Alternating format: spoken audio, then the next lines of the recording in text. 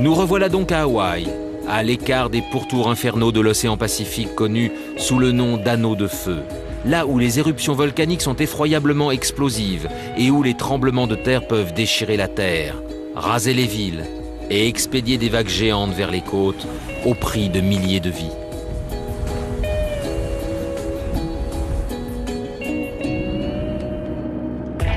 Ici, la lave a tendance à s'écouler et à crépiter paresseusement hors de volcans qui restent sur la retenue.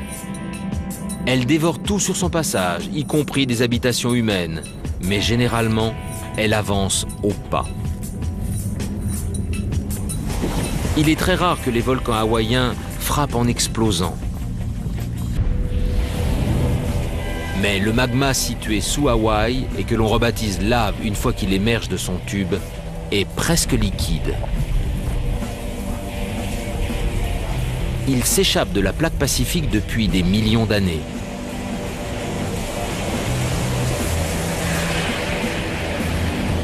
Des couches et des couches de champs de lave presque plats, hissant des volcans à l'arrondi débonnaire depuis le fond de la mer. Qu'il soit calme en ce moment, le Mauna Loa sur Big Island est encore actif. Il s'élève à 4170 mètres au-dessus du niveau de la mer, ce qui signifie qu'il culmine à 8840 mètres au-dessus du fond de la mer. Cette majestueuse créature géologique serait donc aussi haute que l'Everest si une grande partie n'était pas immergée sous la mer. Le côté lentement mais sûrement d'Hawaï provient de cette lave tranquille qui sort sous deux formes, la lave Pahoehoe et la lave AA.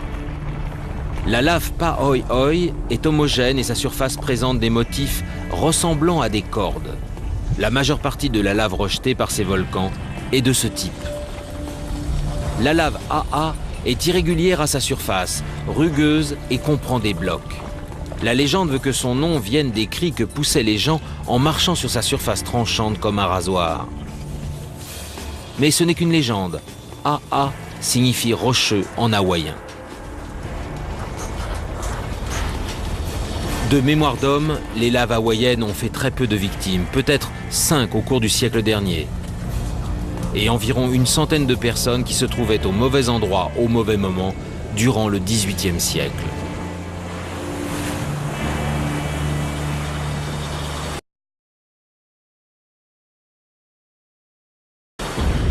Comparons ce bilan à celui d'autres volcans. 36 000 personnes tuées par le Krakatoa en Indonésie. Le bruit de son explosion fut l'un des plus puissants jamais entendus par des humains. 30 000 personnes tuées par l'éruption de la montagne Pelée en Martinique. Des milliers d'autres par l'Etna et le Vésuve en Italie. Et ces bilans ne prennent en compte que les victimes directes des volcans. Ils ne font pas état des centaines de milliers de personnes qui sont mortes des suites d'éruptions volcaniques qui ont durablement affecté le climat et les cultures. Mais comment se fait-il que les volcans dont les noms résonnent à travers l'histoire aient explosé au lieu de faire suinter leur lave? En quoi ceci est-il si différent de cela? De cela ou de cela? Une chose est sûre, ce sont de vrais volcans et ils tuent comme de vrais volcans. Ce sont des cônes, ils fument, ils couvent, puis l'enfer se déchaîne.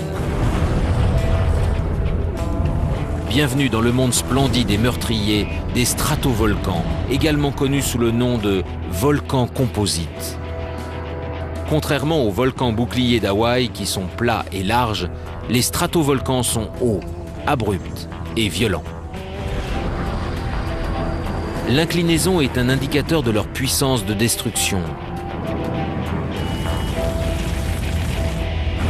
Parmi les autres stratovolcans célèbres, on peut citer le mont Fuji au Japon, le Cotopaxi en Équateur, le mont Shasta et le pic Lassen en Californie, le mont Saint-Helens et le mont Rainier dans l'État de Washington, le Pinatubo aux Philippines. Certains sommeillent, certains fument et certains attendent. Pourquoi? Apparemment, la lave a une personnalité très différente d'un lieu à un autre. Et dans certains endroits, elle est tout bonnement explosive. Voici la lave du mont Hansen, au Japon. On note qu'elle ne coule pas, ne roule pas, n'éclabousse pas. Bref, rien de très rigolo. Et voici le volcan de Montserrat. Il se tient là, solide, menaçant, saillant et totalement refoulé. Si vous lui demandiez comment ça va, il vous répondrait « très bien ». Il tournerait les talons en brûlant de rage. Même à des températures très élevées, il ne coule pas. Il se gonfle en un dôme, sorte de silo de lancement d'une bombe naturelle. Augmentez la pression du manteau et la lave se disloque en explosant, envoyant un panache de cendres embrasées dans le ciel. Et ce qui monte finit toujours par redescendre. Le terrible retour des cendres embrasées au sol s'appelle une coulée pyroclastique, une avalanche de matière plus brûlante que votre four et qui se déplace à la vitesse d'un train à grande vitesse.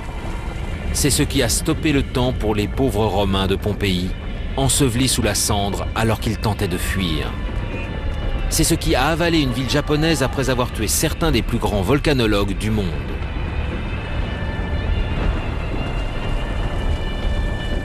Et c'est également ce qui a laissé en ruine la capitale d'un Éden des Caraïbes, appelée Montserrat. Et le volcan éructe encore ses menaces aujourd'hui. À travers le monde, des stratovolcans comme ceux-ci stockent leurs explosifs. Ils couvent et fument dans l'attente du moment où le magma qu'ils surplombent allumera le cordeau de lave et explosera.